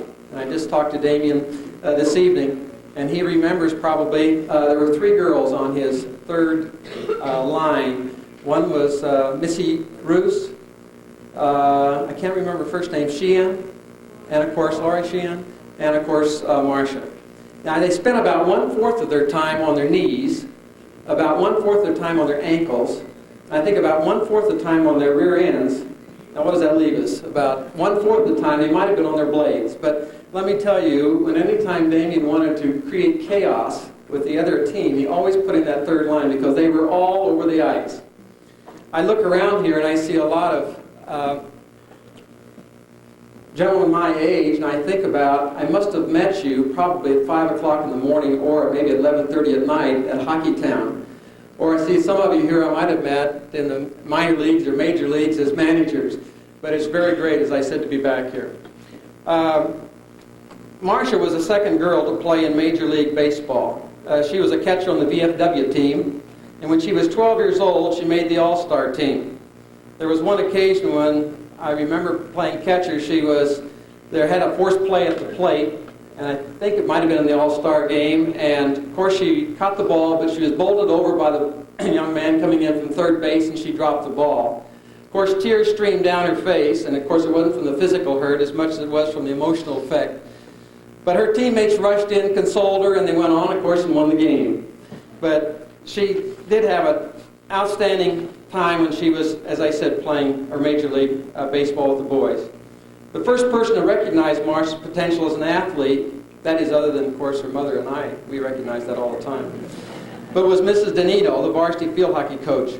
She took Marcia aside one time and she said, Marcia, she said, I can't keep you off the varsity. This was when Marcia was a sophomore.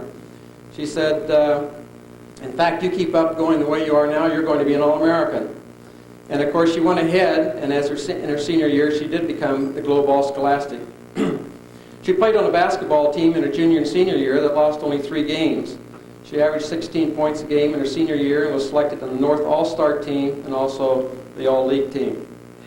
In track, she was very competitive in the quarter mile and set a school record at that time. And took in the javelin, also won 3rd place in the state meet in the javelin. And she was voted most valuable player in track for the league. After graduation, she attended the University of Iowa on an athletic scholarship in field hockey. She was selected All-American her junior and senior year and was All Big Ten Player of the Year her senior year. Most recently, she was voted Woman Athlete of the Decade in field hockey at the University of Iowa.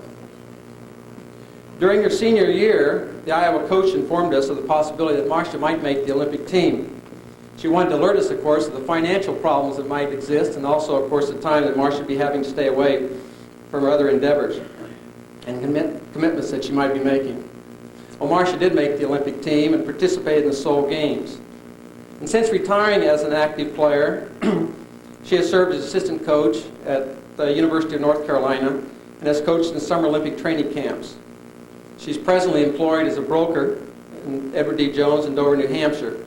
However, I might mention just this afternoon, she's going to start a new occupation. She's going to next year take on a teaching position at Northfield Mount Hermon, a private boarding school out in western Massachusetts, which I think she's going to really enjoy. Marcia wrote in her yearbook, when we looked at it just the other evening, I want to grow up and be somebody. And of course, her mother and I think that that's what she's really done. She's grown up and really is somebody. So we're proud tonight, her mother and I, to introduce you and also to award Marcia this recognition. Thank you very much.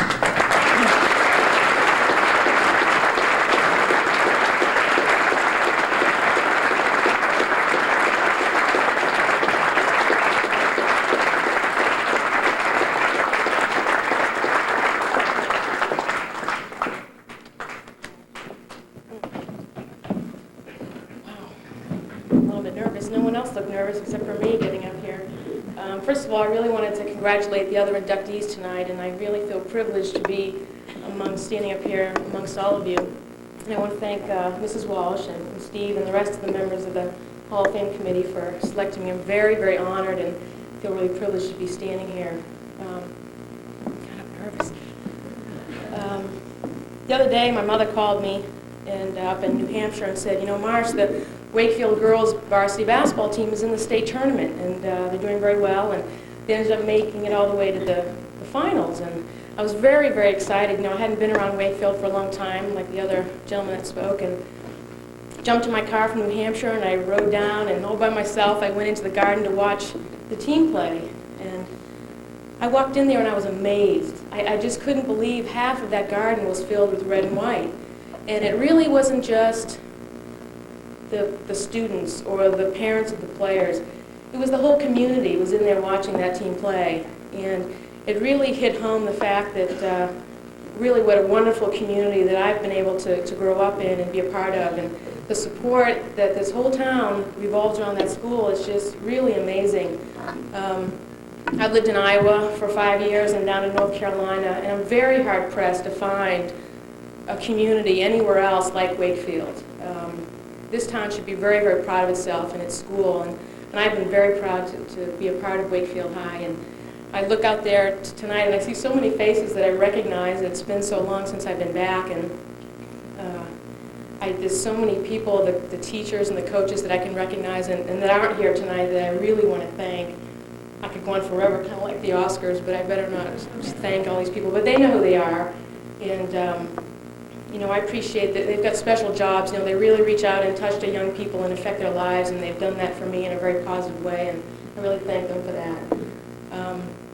It really wasn't an accident that I had my dad sponsor me tonight. I think most importantly, my parents and my brother and my sister really have been an amazing effect on my life, and I wouldn't be anywhere without them, and I want to tell them that I love them very much. And you know, I think back to the days, like my dad said, getting up at 5 o'clock and going over to those ice rinks, and you know, then he's got to go to work or whatever, and those JV field hockey matches, oh God, I don't even think I could go watch one of those today, you know, and he goes there when it's freezing cold and watching his daughter bashing the other kids around in the knees and screaming and cheering and not even really knowing the rules back then.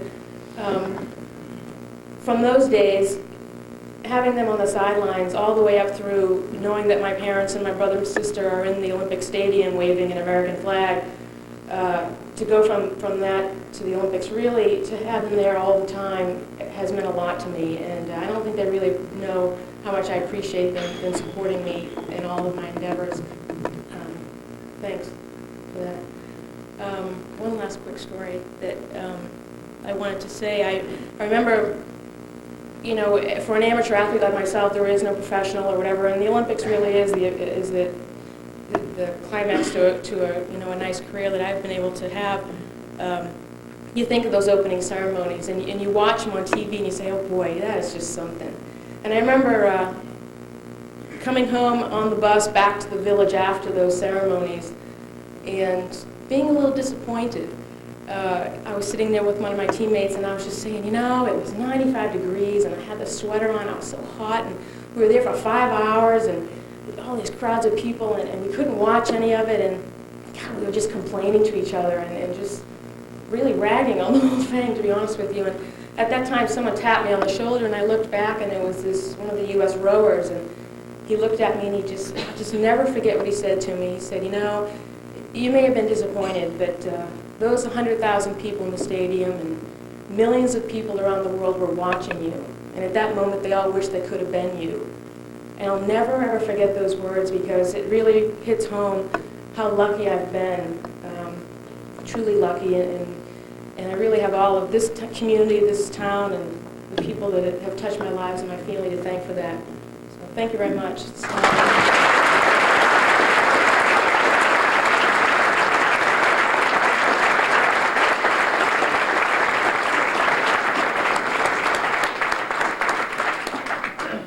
Next up, I'd like to call soccer coach Dick Kelly to present an award to John Melanson.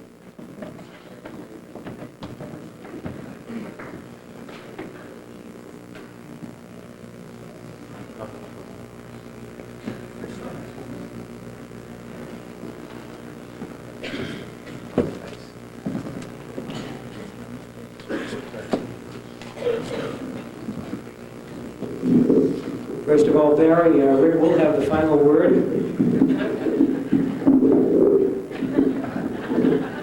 And Chev, if I had played football, you'd be the second best throwing quarterback.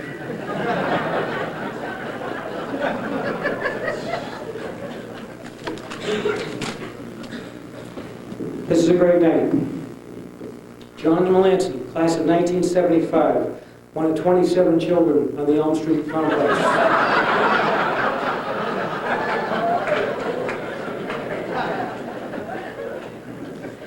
Lady with a bottle of oxygen. Howie out there with a jackhammer, cutting gas lines in town, trying to get people to buy oil.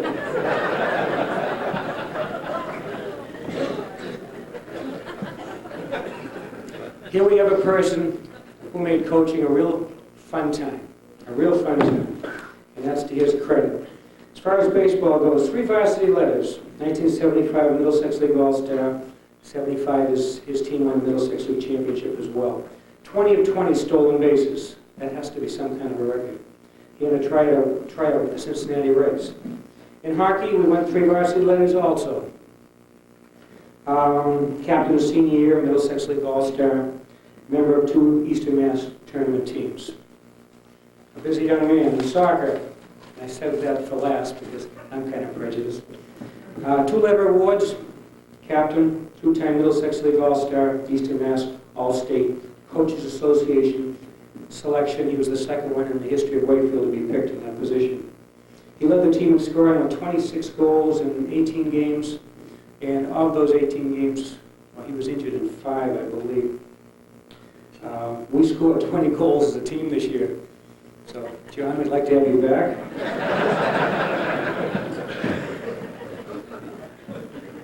Someone mentioned Super 8s. Yes, I have boxes of Super 8s at home that someday will convert. I have a Super 8 of John Melanson playing Wellesley High School at BU on the turf. That was the most exciting times of our lives, to step out on an AstroTurf. Everyone would just, the adrenaline would fly. You'd go out there. Wellesley had red and white warm-ups, 5 coaches. This ragtag crew I brought in with mixed warm-ups, sweatshirts that were torn. We went out, we took them apart 4-0. John had the first 3 goals. The third goal, he was standing with his back to the goal, about 10 yards, 11 yards out, and one of the kids took a shot from 22. It was a bullet. Went right at John. He went up in the air and hitch-kicked it between his legs. Now, the goalie was behind him on the angle of the shot, and he just deflected it to the far corner. Probably the most, if not one of the most outstanding goals I've ever seen a high school player score. And that was just a credit to his initiative, his creativity, and his athleticism. Boston University, John went on and played hockey. 3 varsity letters. He was on the 1978 NCAA championship team, the 1977 ECAC championship team. In 1978, he got the Regina Eilberg Scholarship Athlete Award. In 1980, he was elected Unsung Hero, and he had 15 goals as a record in 4 of those came in when they were playing short-sided. Coaches look for certain qualities in their players when they select their teams.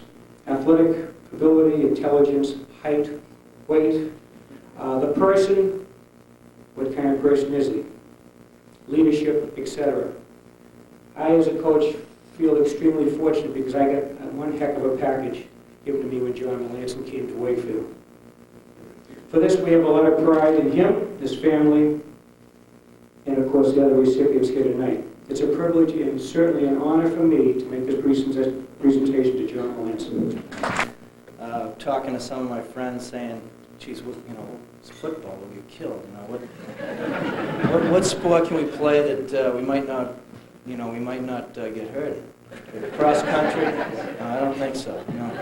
We've got to run 5 to 10 miles. Soccer, that looks like a good sport. So 7 guys on the freshman team. Everyone else was playing football.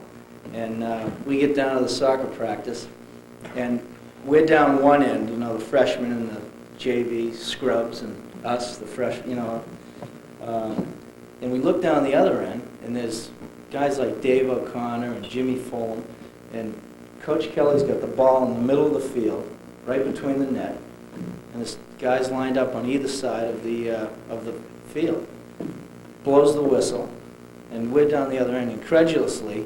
Guys coming together, whack, foot on foot on the ball. Guys going flying. I said, the guys who play must be the guys that don't break their legs or something. This is a great sport. You know, here we are, first day down here, we're going to get killed.